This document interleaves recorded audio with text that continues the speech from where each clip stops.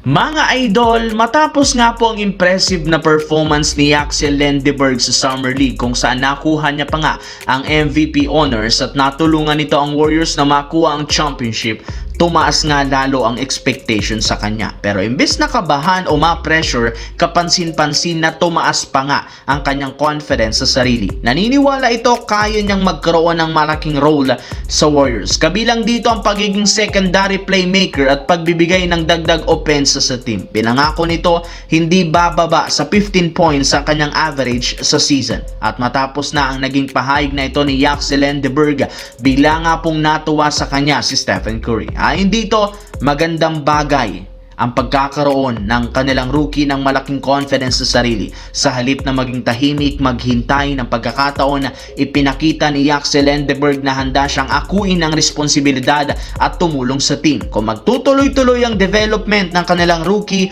hanggang sa regular season, posible na magkaroon siya ng mas malaking scoring average kaysa sa inaasahan ng mga fans. Samantala, kung inyo nga pong mapapansin sa lahat ng mga teams na sinasalihan ni Lebron, lahat ng kanyang mga kampe para sa starter man yan, bench o sixth man, talaga namang nananotice o pinag-uusapan ng gusto. Pagdating ni Lebron sa Philadelphia, isa sa hinahype ngayon ang kanilang sixth man na si Anfernee Simons na pinaniniwala ang pangungunahan ng bench sa scoring. At dahil sa napakalaki ng kanyang role sa team, kinailangan siyang gabayan ng mas maaga ni Lebron matapos maibalitang nagkasama na nga silang mag-workout. Alam naman natin, isa ngang napakagaling na scorer si Simons at kaya nitong gumawa ng sariling tira lalo sa long range. At kung makakakuha agad siya ng lesson mula kay Lebron para pagdating sa preparasyon, decision making at efficiency, posibleng mas maging nakakatakot lalo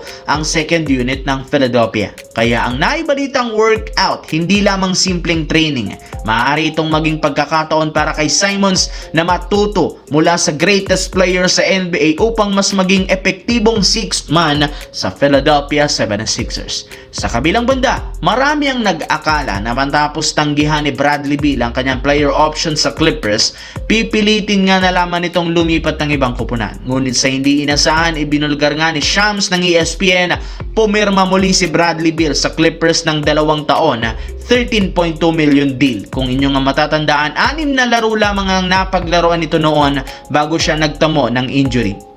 Ang pagiging injury prone rin naman ito ang rason bakit nagdadalawang isip pa rin sa kanya ang mga fans. Pero sa kabila ng yan, binigyan pa rin siya ng pagkakataon ng Clippers na patunayan ang kanyang sarili. Pero isang malaking katanungan, anong magiging role nito?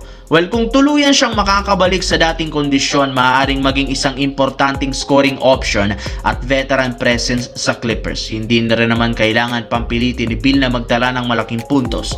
Ang gusto lamang ng Clippers manatiling healthy at maging isa itong reliable na gwardya na kayang mag-create ng sariling tira.